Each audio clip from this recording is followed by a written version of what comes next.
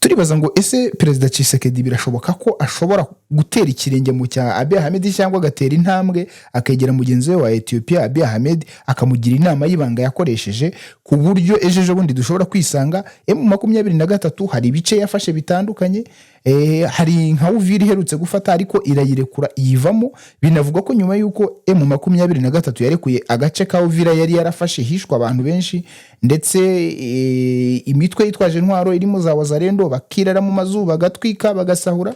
Ibi byongeye gusa naho biteza akavuyo muri uyu mujyi, ndetse bamwe mu baturage bari batuye muri Uvira byose bakabigereka kuri M23 bavuga ko M23 takabaye batererana kuri urwo rwego. Aha turibaza ngo nkuko byagenze muri Ethiopia mu gice cya Tigray, ese biri buze gushoboka ko Perezida Tshisekedi ari buze kugirana ibiganiro naye mu 23 bemeranye yuko ibice mu 23 ikomeza ikabiyobora, ariko noneho n'ubundi biri anda ya leta ya Kongo, ari leta ya Kongo ibireberera. Tariki 27 z'ukwezi kwa mbere 2025, tariki 27 z'ukwezi kwa mbere 2026, umwaka urashize inyeshyamba za M23 zifashe umujyi wa Goma. Igihe kingana n'umwaka inyeshyamba za M23 cyangwa se umutwe wa M23 ukontorora umujyi wa Goma ndetse n'ibindi bitandukanye byo muri Kivu y'Amajyaruguru mu burasirazuba bwa Repubulika Iharanira Demokarasi ya Kongo. Icyo tujye kugarukaho uyu munsi turi buze kureba niba hari umuturambye wafatwa na leta ya Kongo, by'umwihariko na cyane ko ari ivuga ko ibangamiwe n'ikibazo, ibangamiwe n'izinyeshyamba. Urumva niba nka leta hari ibice wakontorolaga inyeshyamba zikaza zikabifata zikamara umwaka ziri muri ibyo bice, dusanzwe tubizi yuko umuntu ukontorora igice runaka ni usoresha ni ukurikirana ibikorwa byose byo muri icyo gice, by'umwihariko uburasirazuba bwa Repubulika Iharanira Demokarasi ya Kongo ni igice kiganjemo amabuye y'agaciro. Ibyo byo ni ibintu bizwi, bivuze ngo ibyo bikorwa byose ubifite mu maboko cyangwa se ubikontorora ni M23. Umwaka urashize, ese birashoboka yuko M23 na leta ya Kongo bashobora kuzaganira cyangwa se bakagera ku masezerano, bagasinyana amasezerano y'amahoro arambye ku buryo bino bice birangiramo intambara burundu? Ibi bice by'uburasirazuba bwa Repubulika Iharanira Demokarasi ya Kongo ni ibice bikunze kugaragaramo imitwe yitwaje intwaro myinshi cyane irwanya ibihugu bitandukanye, harimo nk'inyeshyamba za Joseph Kony urwanya leta ya Uganda, FDLR ndetse na za Red Tabara zirwanya leta z'u Burundi.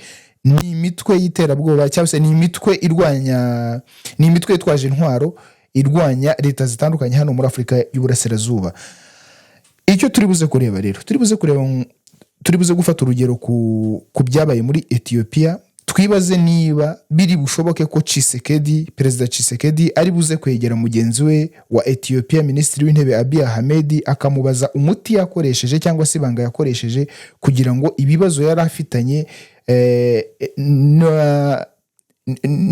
n'umutwe cyangwa se n'abanyatigray bari bihurije hamwe mu ishyaka rya TPLF, bari banafite igisirikare cya TDF, Tigray Defense Force, kugira ngo birangire. Amakimbirane ya leta ya Ethiopia iyobowe na Abiy Ahmed ndetse n'inyeshyamba za TPLF yararangiye, birangira mu mahoro, basinyana amasezerano y'amahoro. Ni amasezerano yasinywe muri Afurika y'Epfo, arangira bemeranyijwe ko inyeshyamba za TPLF ziri buze gushyira intwaro hasi, ababishaka bakajoininga igisirikare bakinjira mu gisirikare cya Ethiopia, abatabishaka bagasubizwa mu buzima busanzwe. Turi buze kureba ngo nukubera iki Abiy Ahmed yemeye bino bintu, ese ni ibiki Perezida Tshisekedi wa Repubulika Iharanira Demokarasi ya Kongo we yakabaye amwigiraho, ni igiki byasaba. Wenda ku ikubitiro ndabibutsa ko amakimbirane yari ari muri Ethiopia ni umutwe wa TPLF uyobora igice cya Tigray ni agace kari mu majyaruguru ya Ethiopia. TPLF rikaba ari ishyaka ryanayoboye Ethiopia igihe kirekire, ryanagize influence nini hano muri Afurika kubera yuko byagorana ko wapfa kubona inyeshyamba zafashe ubutegetsi cyangwa zafashe igihugu, zabahoje igihugu, zarwanyije leta yari iriho zikayitsinda mbere y'ibihumbi bibiri hatarimo ukuboko kwa TPLF. TPLF yagendaga itera inkunga imitwe itandukanye, ari nayo mpamvu byanagoye Abiy Ahmed kuba yahita avuga ko agiye kurwanya TPLF akayitsinda, bikaba binashoboka ko ari nayo mpamvu yamusunikiye mu masezerano y'amahoro. Bijya gutangira ubundi inyeshyamba za TPLF cyangwa se umutwe wa TPLF, TPLF ni ishyaka ryari riri ku butegetsi muri Tigray, bananiwe kumvikana na leta ya Abiy Ahmed ku bijyanye n'amatora yagombaga kubaho muri Tigray, kubera ko Abiy Ahmed yagendaga yigiza inyuma.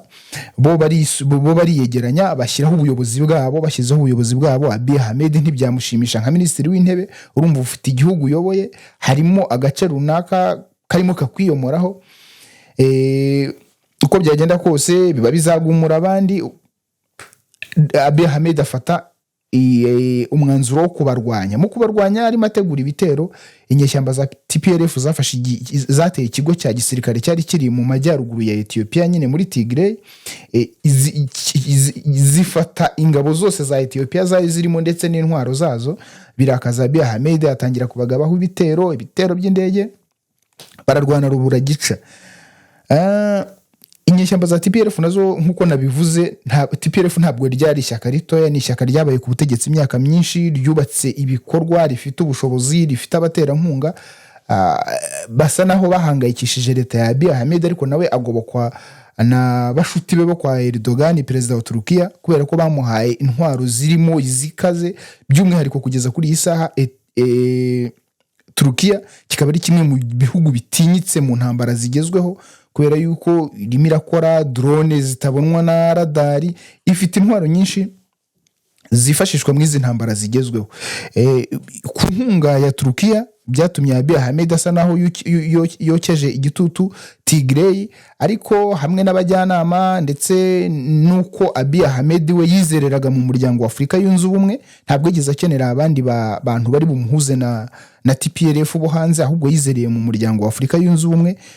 Atangira ayoboka inzira y'ibiganiro byaberaga muri Afurika y'Epfo, byari ibiganiro byari biyobowe n'uwigeze kuba perezida wa Nigeria Olusegun Obasanjo, aho byaje kurangira bemeranyijwe ko TPLF igomba gushyira intwaro hasi. Abasirikare bayo, bamwe mu basirikare ba TPLF bifuza gukomeza mu ngabo za Ethiopia bakinjira mu gisirikare cya Ethiopia, ariko noneho abatabishaka bakanasezererwa bagasubizwa mu buzima busanzwe. Banzuye yuko Tigray ari agace kari buze gukomeza gasa naho gafite ubwigenge ariko butuzuye, kubera ko kaba gafite ubuyobozi ariko bushyirwaho na leta ya Ethiopia. Birumvikana n'ubundi abo bashyiraho ni abantu bo muri Tigray bagomba kuyobora ako gace, ariko leta ya Ethiopia ikagomeza igafasha ako gace mu buzima busanzwe, mu mashuri, ndetse ikabaha n'ingengo y'imari nk'uko byahozeho na mbere. Turimo turibaza ngo ese kubera iki ubundi aya masezerano yashobotse? Impamvu aya masezerano yo muri Ethiopia yashobotse nuko byari byamaze kugaragara yuko uko byagenda kose Abiy Ahmed ashobora gutsinda TPLF uyu munsi, ariko ejo ikagaruka, ku buryo bishobora byendaga kwinjiza igihugu cyose mu ntambara, Ethiopia yose mu ntambara, na cyane yuko bigeze kumwotsa igitutu basatira gufata umurwa mukuru wa Ethiopia Addis Ababa, ndetse bari bamaze kwihuza n'abandi, barimo Oromo, barimo mu bice bitandukanye bya Ethiopia, bari bamaze kwihuza n'andi moko kugira ngo babashe gukuraho ubuyobozi bwa Abiy Ahmed. Abiy Ahmed ajya mu mishyikirano, ubu ibintu byarangiye amahoro. Turibaza ngo ese perezida Tshisekedi birashoboka ko ashobora gutera ikirenge mu cya Abiy Ahmed cyangwa agatera intambwe akegera mugenzi we wa Ethiopia Abiy Ahmed akamugira inama y'ibanga yakoresheje, ku buryo ejo bundi dushobora kwisanga M23 hari ibice yafashe bitandukanye, hari nka Uvira iherutse gufata ariko irayirekura iyivamo. Binavuga ko nyuma yuko M23 yarekuye agace ka Uvira yari yarafashe hishwa abantu benshi, ndetse imitwe yitwaje intwaro irimo za Wazalendo bakirara mu mazu bagatwika bagasahura. Ibi byongeye gusa naho biteza akavuyo muri uyu mujyi, ndetse bamwe mu baturage bari batuye muri Uvira byose bakabigereka kuri M23 bavuga ko M23 itakabaye batererana kuri urwo rwego. aha turibaza ngo nk'uko byagenze muri Ethiopia mu gice cya Tigray, ese biri buze gushoboka ko Perezida Tshisekedi ari buze kugirana ibiganiro naye mu 23 bemeranye yuko ibice mu 23 ikomeza ikabiyobora, ariko noneho n'ubundi biri anda ya leta ya Kongo, ari leta ya Kongo ibireberera, igasa nkaho ari nka nibyo bita ama federal state, ikaba ari nkaho ari leta iri mu yindi leta, nk'uko bavuga Leta Zunze Ubumwe za Amerika ifite perezida, ariko kandi ikagira n'ibindi bice bigiye biyoborwa n'abaguverineri biba bisa naho byigenga, ku buryo hari ikintu Perezida Trump ashobora kuvuga agace runaka kakacyanga kakamwigumuraho. Turibaza ngo ese biri buze gushoboka ko Perezida Tshisekedi ari buze kugirana ibiganiro naye mu 23 baze gusinyana amahoro arambye, mu 23 ikomeza iyobora ibice yari isanzwe iyobora, ariko kandi noneho leta ya Kongo munsi y'ubutegetsi bwa Kongo, leta ya Kongo ikomeza ibaha ingengo y'imari nk'uko byari bisanzwe. Ni ibintu byo kwitega amaso, ariko by'umwihariko uwo nguwo ukaba ari umwe mu miti ishobora gushyira iherezo ku ntambara yo mu burasirazuba bwa Repubulika Iharanira Demokarasi ya Kongo. Kugeza ubu ngubu muri bimwe mu biganiro biri ku meza, nuko bimwe mu bishoboka ari uko igisirikare cya mu 23 gishobora kuvangwa n'igisirikare cya Kongo, ibyo Kongo yakomeje kwanga, ibyo abakongore abanyekongo bakomeje kwanga by'igihe kirekire, ariko kugira ngo haze kuboneka amahoro arambye biri buze gusaba yuko izi mpande zombi ziri buganire, kandi biragoranye ko M23 bashobora kuza kongera kuyibwira kurekura ibice yafashe nk'uko byabaye mu mwaka wa 2013 ubwo yaraswagaho, ubwo ntabwo yabirekuye ku bushake kubera ko yari yarushijwe imbaraga, yararwanyijwe, iratsindwa, irahunga. Kugeza kuri isaha rero ibice ifite biragoye ko yabirekura, no kuyirwanya ukayibikuramo bishobora gufata igihe cyenda kungana n'ubundi n'iki ntambara yo mu burasirazuba bwa Repubulika Iharanira Demokarasi ya Kongo imaze. Tubibutsa ko umutwe wa M23 washinzwe mu mwaka wa 2012, ariko ukaba wasaga naho wari usanzweho kubera ko waje bisa na hari uguhindura izina gusa, ariko ari icyari ari umutwe wari warahoze witwa CNDP yayoborwaga na Rurankunda. Mu 2012 umutwe wa M23 uravuka kubera ko CNDP ya Rurankunda yari imaze gusenyuka, utangira imirwano. Mu 2013 umutwe utsindwa nabyita nk'uruhenu, kuko icyo gihe mu 23 yapfushije abasirikare benshi, abari basigaye bahungira mu Rwanda, abandi bahungira mu gihugu cya Uganda.